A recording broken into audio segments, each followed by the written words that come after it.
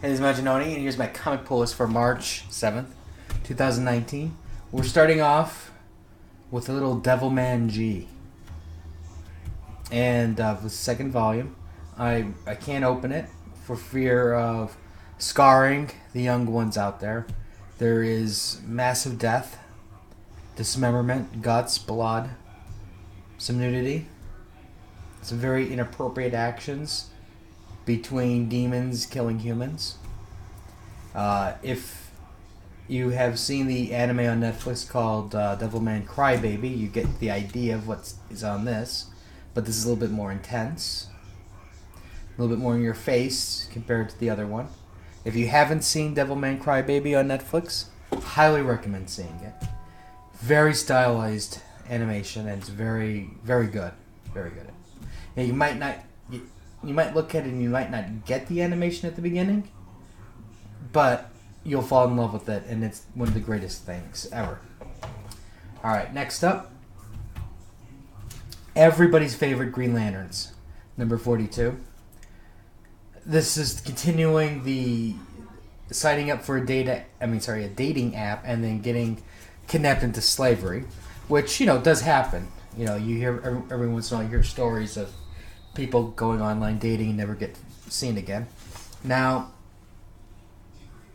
the Green Lanterns discover that the prisoners are kept on this very religious part of the galaxy, and the Green Lanterns just can't go flying in there. They have to be convert to that religion, and then you basically come in as a pilgrim type thing on a religious pilgrimage, and so that's what they do. And chaos ensues. Now, this, when I was reading this, I thought that this story really isn't getting the justice that it deserves, because it's going to be over really quick. I mean, there's so much that's left here. There's a whole section at the beginning about, the random heroes getting kidnapped, and then, you play that out a little bit in the background while something else is playing out, and then finally somebody close to the Lanterns gets kidnapped, and then that's what sparks the investigation, right? That way you get to learn a little bit about maybe some of the people who are kidnapped, other than just picture type thing. You get a little bit invested. Then it's the search for them. I mean, here it's they're right there. I mean, it's the investigation's they're there, and it's you're missing the whole detective work about it. Then even they kind of gloss over the religious ceremony type thing. It's, okay, yeah, we can arrange it for you, and the next thing you know, they're leaving. And I think the two most important things about this issue here is, you never get to see from the people, the converts, so to speak, what's going on with them, and the villain. To me, they just made this villain as, okay, he's a villain, obviously, because he kidnaps superheroes and he uses them for whatever various means.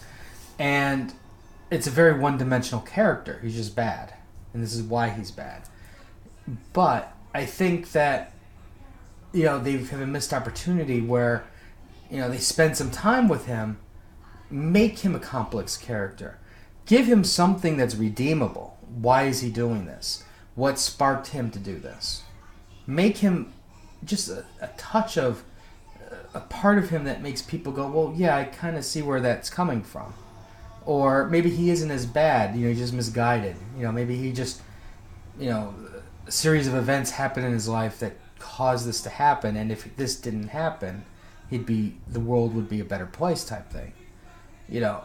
And then from there, then there's a little bit more that happens where they find the heroes and stuff. But again, it's things it's just happening lightning fast. It's like reading high-end Cliff Notes. And I think, unfortunately, I don't blame them. It's the way comics are written. It's just that it's sad, because I think they're touching on something that could be a really strong story. And this is a story that could easily play out for a year or two, depending upon how they did it. And it's just, it's never going to get to the full potential. Okay. Next up is Robert Kirkman's Oblivion song. In this, we have a zombie apocalypse with demons and a young family who's trying to just survive with their son possessed. Just kidding. Basically, it's a brand new IP. It's basically what happened is a dimensional thing opens up. Let's say it's around New York area, and it's like nobody can. I mean, it's people are basically trapped in there, and the government has made many attempts. They have funding and whatnot to get these people out, and some people got out. Bad things happened, and eventually the government just basically goes, "Yeah, we're done." And this one guy here, he's like, I'm not giving up on these people. And as you can imagine, everything is not. It's not like a Jungle Queen fantasy where women are swinging. Well, okay, to be fair, women and men are swinging on vines in lion cloths. This is monsters and all sorts of craziness that's going on, and so he's actually doing a really good thing, trying to pull people out. And it's been like 10 years. So the people that he's pulling out, they're just totally jacked up. They're confused. They're some of them feel abandoned, and it's like, oh my God, I can't believe I'm out. And of course, then you also have to deal with the families who go, we gave up. We thought you were dead. But overall, I think it's an interesting start. Now, my guess is if this is a popular book, we're going to see this thing go to issue like 500, which then it's bad. But if he makes this thing tight, tight meaning to tell the story he needs to tell and get out, then I think it might actually be a solid read. I really liked it. The art's probably not as good as I would hope, but, it is what it is. The monster looks cool. The ending has a really good cliffhanger thing going on. I won't spoil that, but it's definitely pushing the story in a direction, at least. So I'm happy about that. Overall, I liked it. Hope for the best on this one. If not, I just drop another book.